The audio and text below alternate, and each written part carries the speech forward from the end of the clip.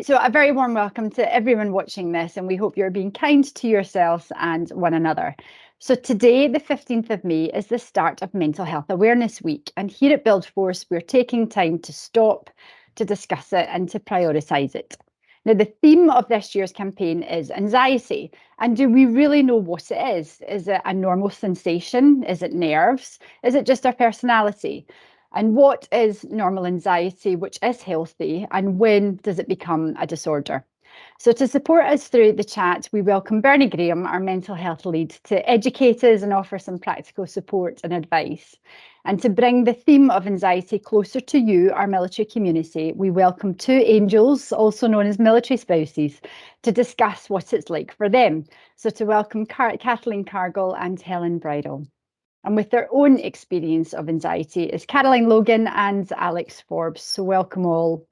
So Bernie, I think for me, the depth of anxiety disorders is vast. When I was researching this, it's covering panic attacks, OCD, phobias, even PTSD.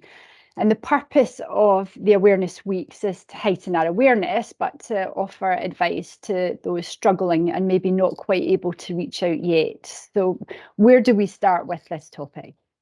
It is a huge topic, and I think in a way it's a bit artificial. I mean, essentially, one of the definitions I work with around anxiety is it's our response to perceived threat. We get fearful, we get nervous because something's going on that's making us uncomfortable and we feel under threat. And it can take many, many shapes and forms. It's very natural to be anxious. Something happens, we need a response in our mind and body to protect us. You know, we step into the road without looking and a car's coming, we need that. We need that response in our mind and our body to protect us. Now, that's very natural. You may get really heightened levels of fear that happening, but it saves you, it protects you. So we often look at three responses when we feel these kind of threats: is fight, you deal with it, or flight, you get away from it. And some people will freeze, and that's a response. Those are the broad categories, but it's very, very natural. We can't live without it. It's survival. So it's very natural to have anxiety to protect us, but it's natural when it's appropriate for a situation. It kind of makes sense to you and it does help you.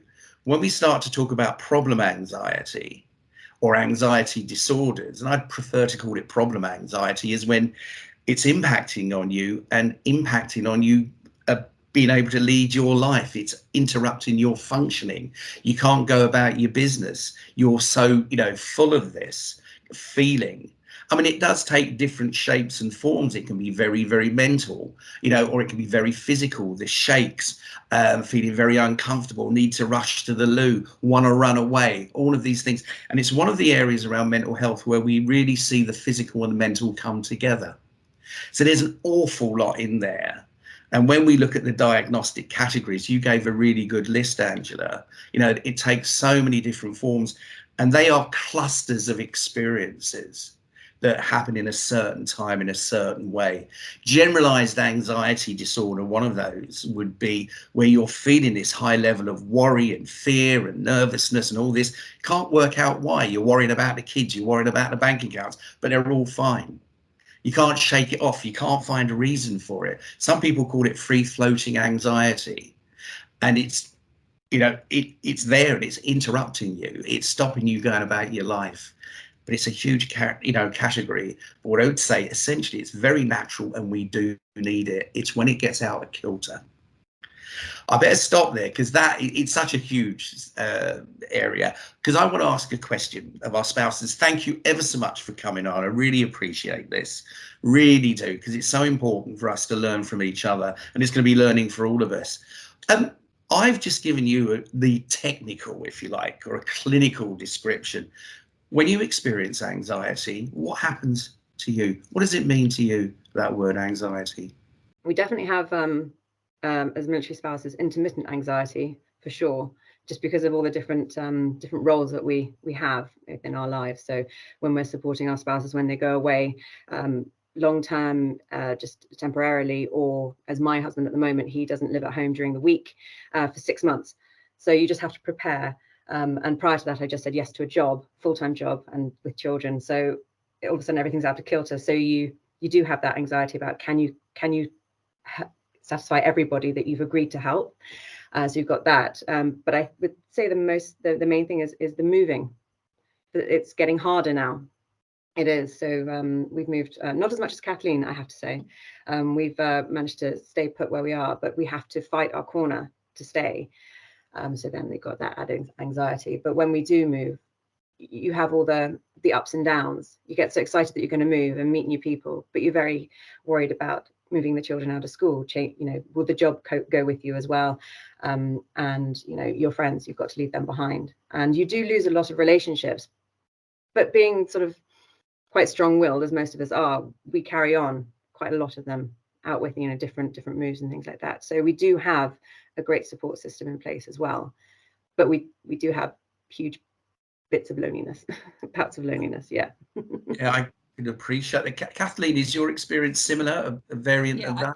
I think Helen hit the nail on the head by saying it's intermittent. And I guess if you were to continually sit down and write a list of all the things that may cause a military family anxiety, we'd be writing all day. But it's just when you dwell on them, yes, intermittently, these big house moves that you make, which most people don't move house, maybe once or twice in their lifetime. We've already had 8 house moves and we're married 10 years this January.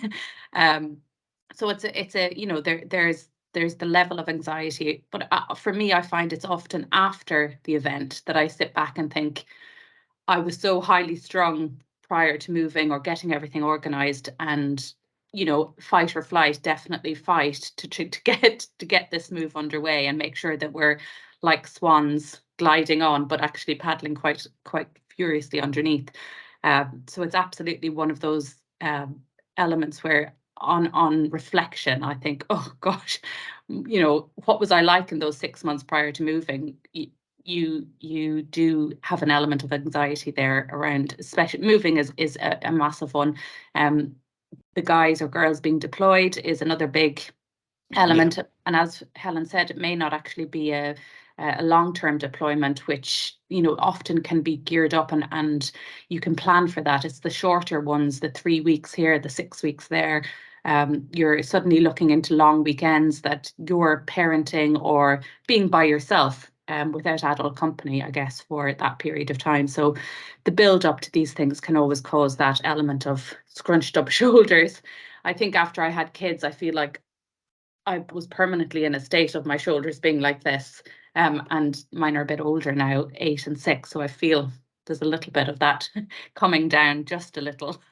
That's a very, very physical thing. I mean, the deployment thing, can we return to in a little while? Because that's very, very important. You talked about the scrunch soldiers, Kathleen. How does it sort of manifest itself? What does it do to your emotions and your thinking? How would you say it exhibits itself for you when you get anxious in those situations, for both of you? For me, I feel, yes, there's definitely an element of, if I think about it, I'm physically heightened. So it's to try and I do try and do a little bit of yoga when I get the time, and it's then when you realize actually somebody's instructing you to do all of the various bits to relax your body, and you're thinking, oh gosh, yeah, I have been fairly tense is probably the word. Lack of sleep is a big one in my life, and we've had 2 very difficult sleepers in children, but I guess as they've got older it's gotten better. But I think the late nights and the creeping in thoughts, and you're thinking about everything and anything, and as you say, it's you could be worrying about the next house move that's not coming for years down the line, or what's the future to hold, the stuff that's out with of your control currently. But it's those late nights, the dark nights, I guess, and that could be not when the guys are away either. It's one of those, it's lack of sleep, I think, is that's how it manifests a bit in my situation. Sure. And thank you, because Helen, did you mention loneliness as well, or feeling loneliness? That would be how it shows itself for you, one of the ways.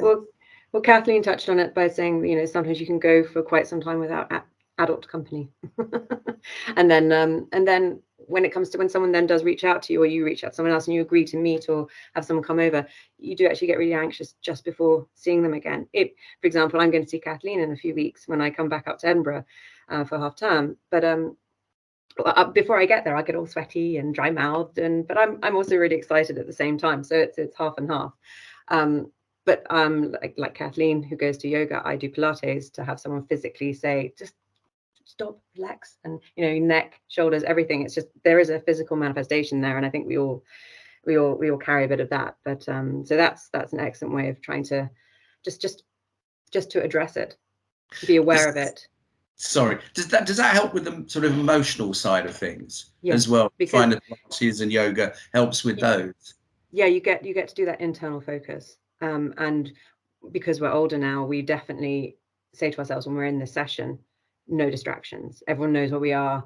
This is our 1 hour a week of no one. So I leave my phone and my watch and everything in the car, and I'm just on the mat with my instructor, and she's amazing anyway, because I get to talk to her as well before and after. But yeah, no, and lack of sleep is just criminal.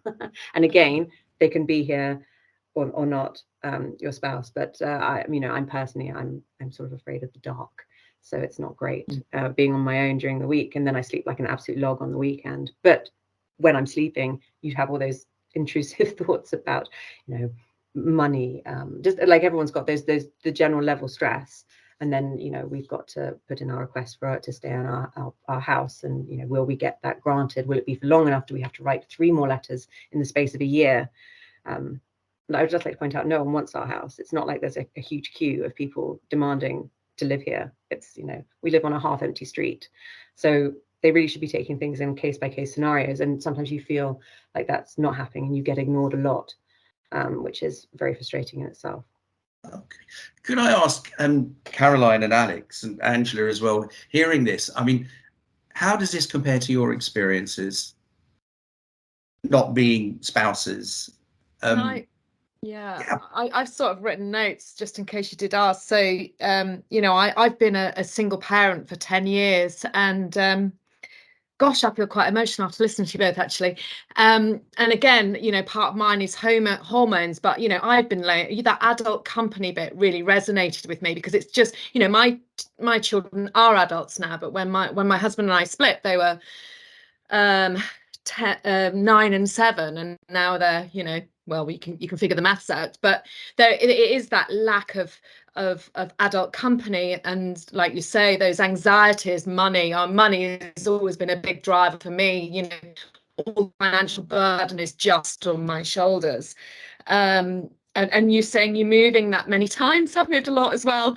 It's just been the way it is. But also those anxieties, it builds up that resilience. It has, those 10 years have made me stronger. The person I was 10 years ago, I never thought I'd cope on my own with 2 children. Well, 10 years later, I'm still on my own for whatever reasons, but I am, and it makes you stronger. But those anxieties don't go away. This morning I realized my children are now going on to another life, so that creates another anxiety that it is going to just be me now. So but they're uncontrollable, aren't they? And I put down their hormones really affect it, because wherever you are in your cycle, sometimes you can deal with those anxieties and you brush them aside and you can just go, yeah, it's where I am. But then other times it's just like the walls are closing in. Okay, thank you. Alex, your experiences around this? So I had postnatal depression after I had Holly. And I think a big part of that was the sleep deprivation, which triggered it. And even now, I still really struggle if I haven't slept. I feel like everything becomes really negative when I haven't slept properly, and I get really anxious about stuff that wouldn't normally bother me, that I would be able to handle. And yeah, it's just a very similar experience. But like Helen, I do Pilates as well, and my Pilates instructor does a bit of mindfulness at the end, so we do like meditation, which is brilliant, because you come out of that feeling like you're floating on air. And some of what Caroline said really resonated as well, because it is like a lot of it is your hormones as well. Like one part of the month I'm fine and dandy and ready to take on the world, and then, you know, other parts of it I'm, you know, the shoulders are up, like Kathleen was saying, and, you know, everything seems like it's going to be really difficult. So yeah, very similar experiences. Okay, Angela, how do yours compare? I mean, there's a great commonality, as obviously variances, but you know, there's a lot in common here. Yeah, I think probably on the outside, anybody looking in would just think I had this very conventional construction career, and I've got my husband, I've now got my little 4-year-old, but my husband too works away during the week. So I'm on my own dealing with all the issues that were discussed. And I think probably what has been made clear just through the conversation is that just so many people are affected by anxiety in different ways from very different backgrounds.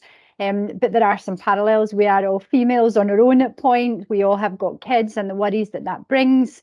And then just general life of bringing kids up in this society. You're either watching something in the news or reading something in the paper. And probably that affects me more than anything else. I'm worrying for my son.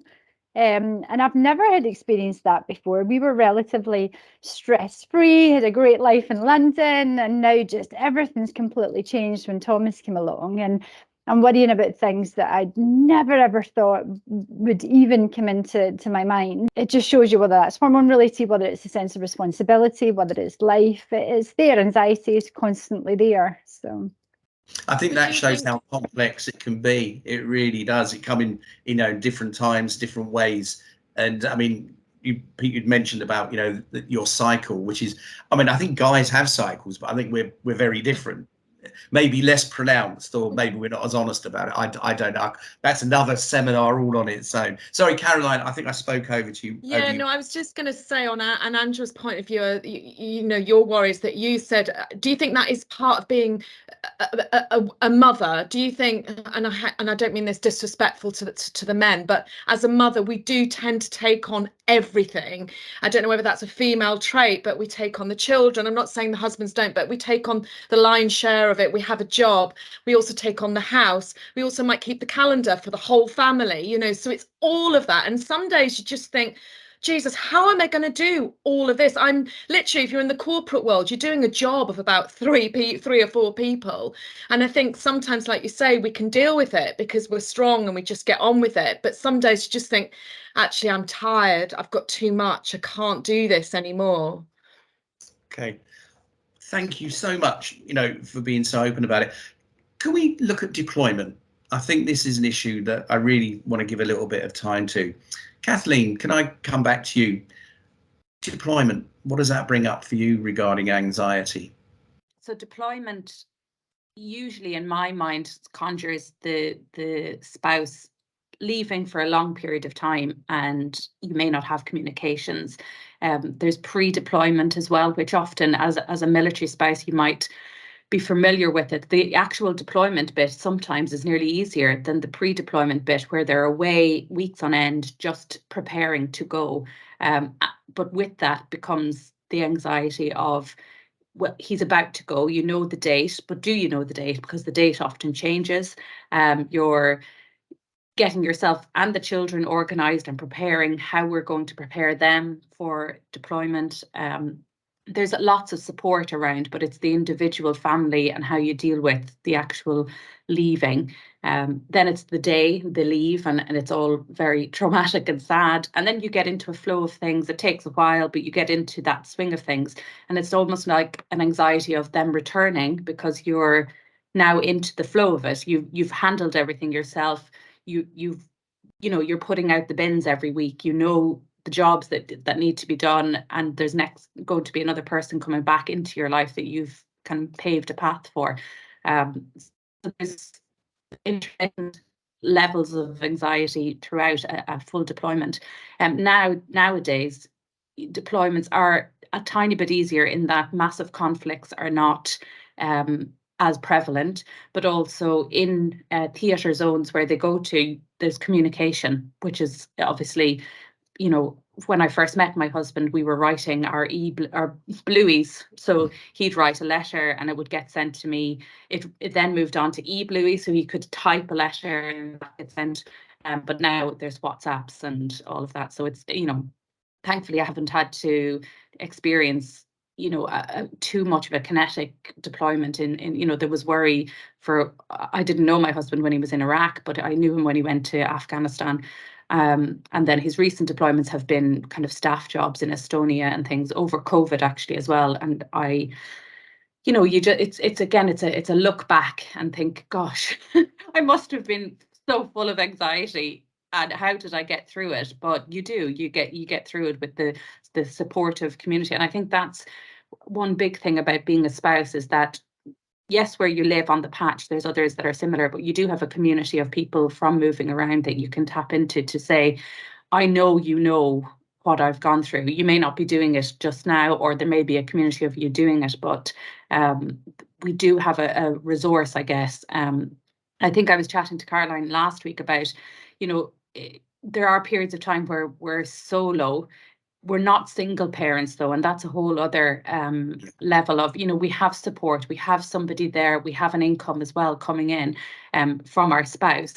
So it's a periods of solo parenting rather than single parenting, and I think that's important to mention, because, you know, there is a massive difference between, you know, what Caroline is doing and sometimes the periods of time our husbands are away, I guess. Thank you. Helen, similar for you? Yeah, I like that Kathleen touched on the communications. So I've known my husband throughout all his tours, Iraq and Afghanistan, and it's gone from handwritten letters to now FaceTime, which actually can be quite inconvenient. You don't have to edit that out. It's true. Especially I'll give an example on the last one. So when he was away last, Aaron was at boarding school and Fred was very young, and Fred refused to talk to him. So on FaceTime, and, you know, Ollie found that really hard and really difficult. And I was just explaining that, you know, Freddie is punishing him for going away. As an adult, you just have to get on with that, I'm afraid. So what I did in the end was I got a hook on the back of my phone and I just hooked it up in his playroom, because I was having to follow Fred around because Ollie was not feeling great about the whole situation, and because we could use FaceTime, you know, he wanted to utilize it as much as possible. So in the end, I hooked up my phone in the playroom and he just watched Freddie play and do all the things that he did. And then Fred, because he could talk to him, and then Fred would start talking to him, you know, without even looking up and without realizing, and then he decided to start talking to him again. So, you know, things come and go. but I was really, you know, you get worried that they're worried when they're out there, and then you think that they might get distracted. They're not. They're professionals. It's not like that.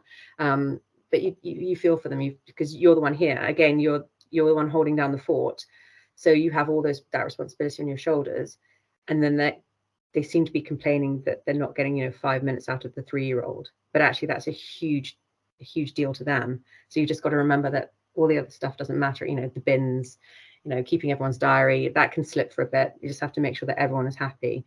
But you are right, Kathleen, with the whole solo and single parent. Having done both myself, it's solo parenting is very different.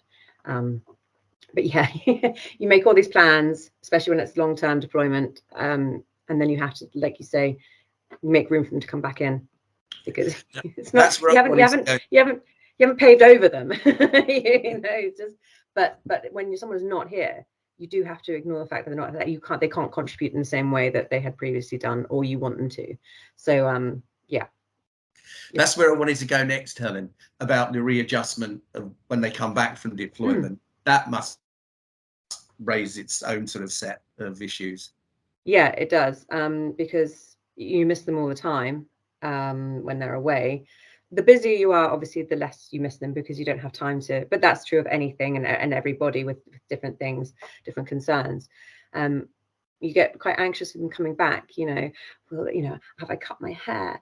Do I still look the same? Will they recognize me? And it's only been, you know, 6 months at the very most. It's like, well, you know, what if they walk right past me and they didn't recognize me? It's like, you know, you have these really very strange, intrusive thoughts that go on before they come back. Well, I do anyway. And and then they come back, and then you know, honestly, within 24 hours you're wondering when they're going to go away again, you know, because they've messed this up, or they changed that, or you had this very, very strict system in place just so that, one, you could mentally deal with everything, and also to get everything done on time, and then they swoop in and you're like, oh, all right, well, that's all out the window for the next couple of months, couple of weeks, and then everything just settles down again. Okay. And it's as if they never went away, which is also really frustrating. Kathleen, your take on that? Similar? Yes, similar. I think what Helen was saying as well is we run a really tight ship when they're away, because you quite frankly have to. And then they come back, and often they have a period of a long chunk of holiday where they're off and they're relaxed and they want to do this, that, and the other. But you have your tight ship has been running like a well-oiled machine, and all of a sudden their, you know, dinner is 2 hours later and they're off doing things, and it's great and it's fabulous to have you back as a unit and a family.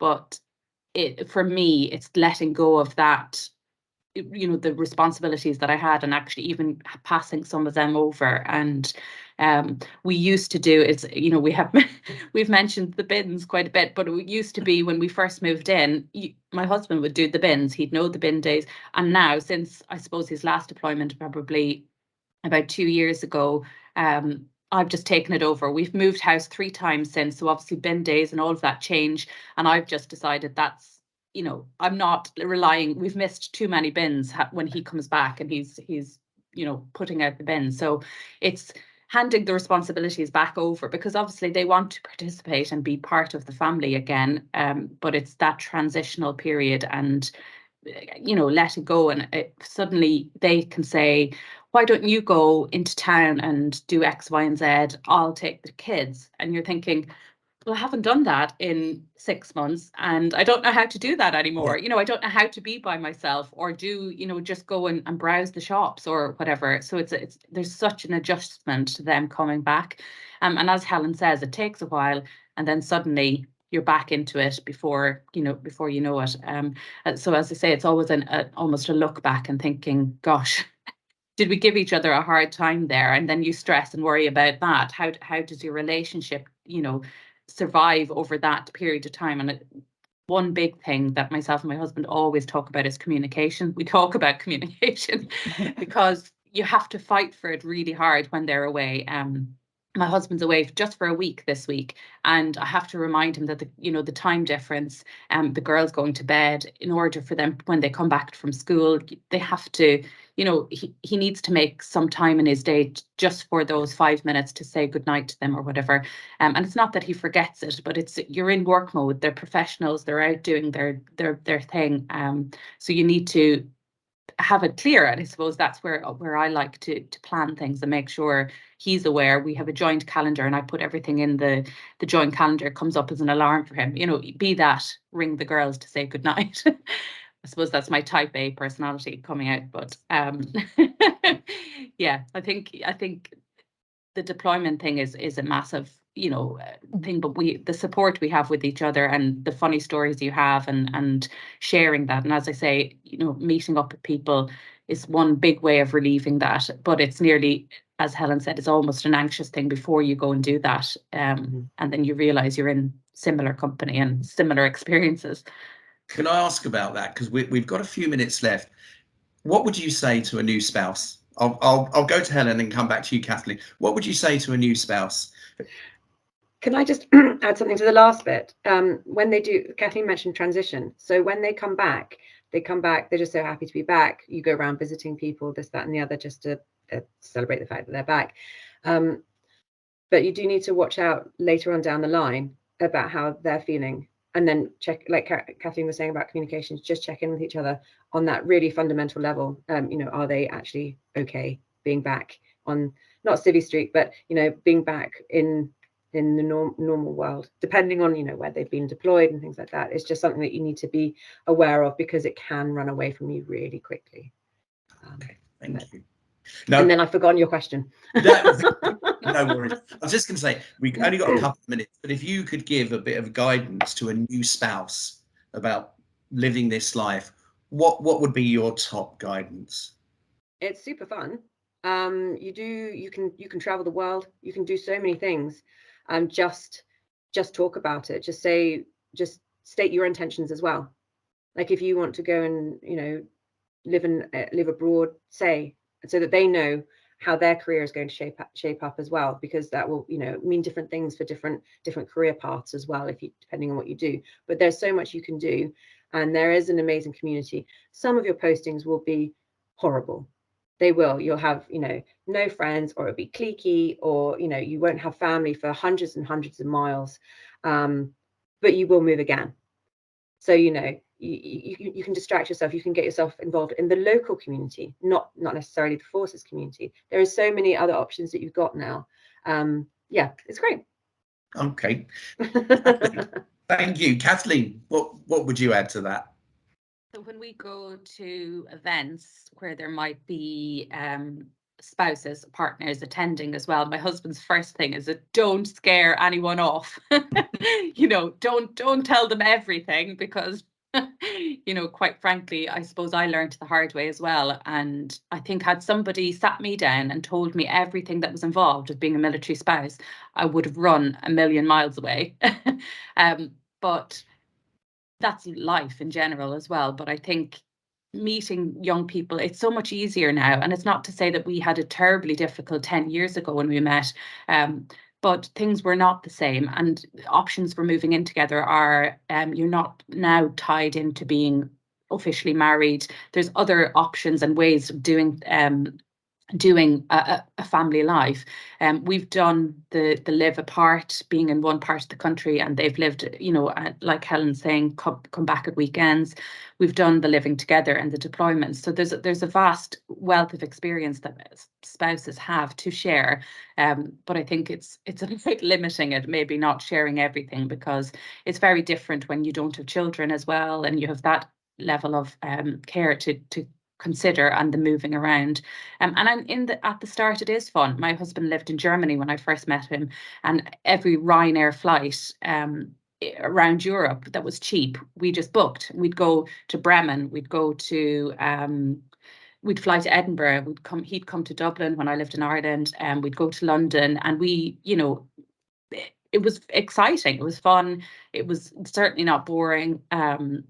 So there's there's so many perks, the dressing up, the going to balls, they're few and far between, but they're part and parcel of it. And I guess you're proud to be in a community that is so respected, I suppose, in this country. And it's a nice community to be part of, out with the anxious times that we do experience.